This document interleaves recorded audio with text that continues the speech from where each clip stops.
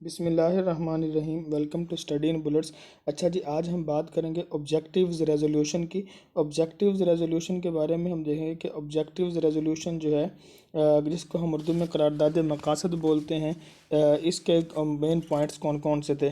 تو 7 مارچ 1949 کو جو ہے 7 مارچ 1949 کو 1959 کے اندر یہ اس وقت کے جو وزیر اعظم تھے، ان کا نام تھا نواب زادہ لیاقت علی خان۔ انہوں نے یہ جو کانسٹیٹیوٹ اسمبلی تھی، فرسٹ کانسٹیٹیوٹ اسمبلی، اس کے اندر اس کو پیش کیا۔ اس اسمبلی میں پیش کرنے کے بعد 5 دن تک جو ہے وہ اس کے اوپر ڈیبیٹ وہاں چلتی رہی، اور 5 دن ڈیبیٹ کے بعد جو ہے اس کو 12 مارچ کو جو ہے فائنلی وہ اس کو ایکسیپٹ کر لیا گیا اور اس کو پاس کر کے اس کو نافذ کیا گیا۔ تو یہ ہے جی کون سی ہماری قرارداد آبجیکٹیوز ریزولوشن۔ آبجیکٹیوز ریزولوشن جو ہے اس نے یہ اس کو بنانے کا مقصد کیا تھا، اس قرارداد مقاصد بھی بولتے ہیں، کہ اس نے نشاندہی کی ان اہم پوائنٹس کے جن کو بنیاد بنا کر آگے جو ملک کے مستقبل کے اندر جتنا بھی قانون بننے تھے، جتنے قوانین، لاز، کانسٹیٹیوشنز بننے تھے، ان کو بنایا جانا تھا۔ تو 1956 کا جو ہمارا قانون تھا وہ بھی اس کو مد نظر رکھتے ہوئے بنایا گیا۔ پھر 1962 کا جو قانون تھا وہ بھی اسی کے مطابق بنایا گیا۔ پھر 1973 کا جو قانون تھا اس کے اندر بھی اس کو ترمیم کر کے 1985 کے اندر اس کو شامل کر دیا گیا۔ تو یہ ہمارے تمام قوانین کے اندر موجود ہے۔ تو اس لیے نمبر 1 اب دیکھنا ہمیں یہ ہے کہ اس کے امپورٹنٹ پوائنٹ کون کون سے ہیں۔ تو important points of objective resolution میں سب سے پہلے ہم اس کو دیکھیں گے کہ سب سے پہلے اس میں sovereignty of Allah almighty. Sovereignty of Allah almighty سے کیا مراد ہے کہ حاکمیت جو ہے وہ صرف اللہ تعالیٰ ہی کی ہوگی۔ اس کو حاکمیت جو ہے اللہ تعالیٰ کی ہوگی۔ اس کو مطلب یہ ہے کہ اس قرارداد مقاصد کے اندر اس بات کی وضاحت کی گئی تھی کہ ساری کائنات کا جو مالک ہے نا جی، وہ اللہ تعالیٰ ہے، اور سارا اقتدار جو ہے وہ اللہ تعالیٰ کا ہے۔ اقتدار بھی اللہ تعالیٰ کا ہے اور ملکیت بھی اللہ تعالیٰ کی ہے۔ اقتدار اگر مسلمانوں کے پاس ہے تو وہ ڈیلیگیٹ کی ہے اللہ تعالیٰ نے اپنی پاور۔ تو delegation of the power of Allah, مطلب اللہ نے اپنی جو پاور ہے وہ امانت کے طور پہ مسلمانوں کو دی ہے، اور اس اقتدار کو اللہ کی مقرر کردہ حدود کے اندر جو ہیں وہ رہ کر عوام کے جو منتخب نمائندے ہوں گے وہ جی ان کو استعمال کریں گے اور ملک کا نظام چلائیں گے۔ تو سب سے پہلی بات تو یہ تھی کہ سوورینٹی جو ہے وہ اللہ المائٹی۔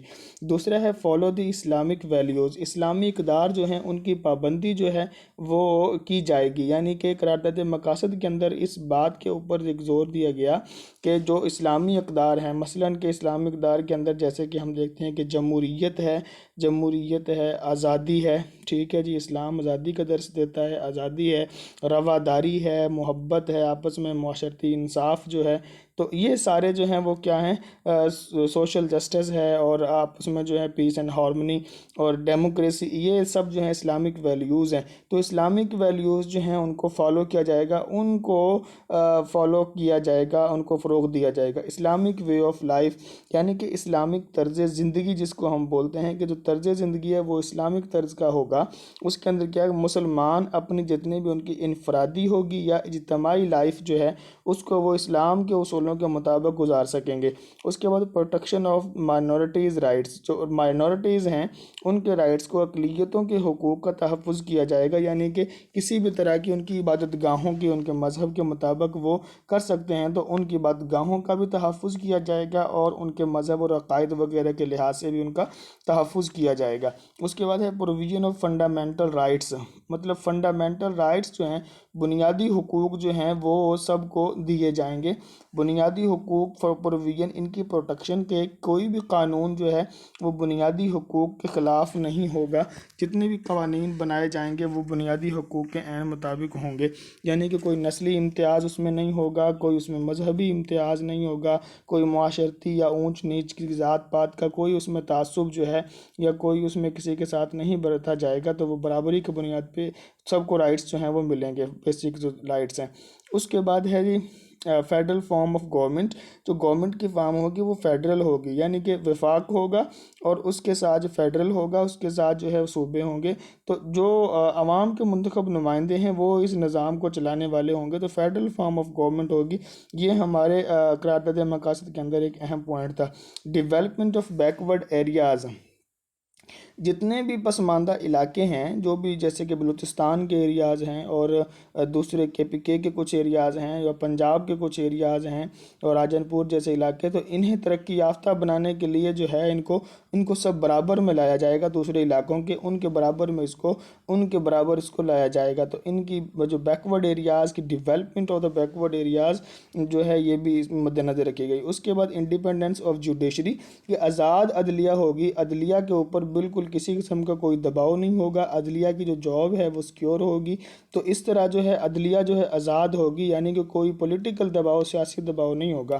اس کے بعد Urdu as a national language, جو اردو ہے، اردو قومی زبان ہوگی۔ قرارداد مقاصد کے اندر اردو کو قومی زبان کہا گیا، لیکن 1956 کے قانون کے اندر بنگالی بھی قومی زبان شامل کی گئی تھی۔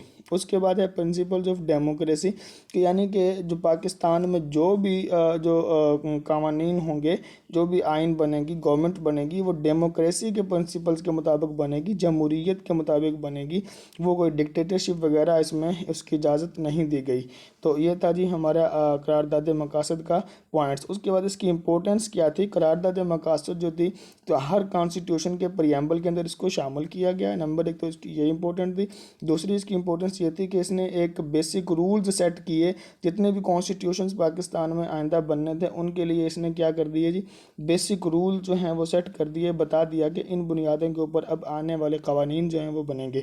اس کے بعد فارمولیشن آف کانسٹیٹیوشن، جب اس کا آغاز ہو گیا، کانسٹیٹیوشن کی فارمولیشن کا جو آغاز ہے وہ اس قرارداد مقاصد کے پاس ہونے کے بعد وہ شروع ہو گیا، 1956 کا پھر پاکستان میں پہلا قانون بنا۔ اس کے بعد formation of basic principles committee, basic principles کی جو ہے یہ ایک کمیٹی بنائی گئی، اور 12 مارچ جو ہے جب یہ پاس ہوا، اس کے بعد جو ہے لیاقت علی خان جو ہے ان کی سرکردگی میں انہوں نے پھر ایک کمیٹی جو ہے وہ بنائی تھی، اس کو بولتے ہیں بیسک رولز کی، بنیادی اصولوں کی کمیٹی۔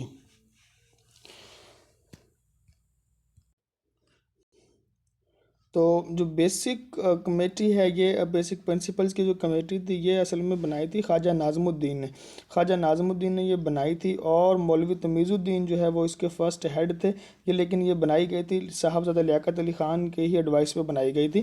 اس نے کرنا کیا تھا؟ اس نے کام یہ کرنا تھا کہ اس نے کانسٹیٹیوشن کے لیے بنیادی اصول مرتب کرنے تھے، کہ جو بھی اب قانون بنے گا اس کے لیے جو بنیادی جو اصولز ہوں گے وہ یہ ہوں گے۔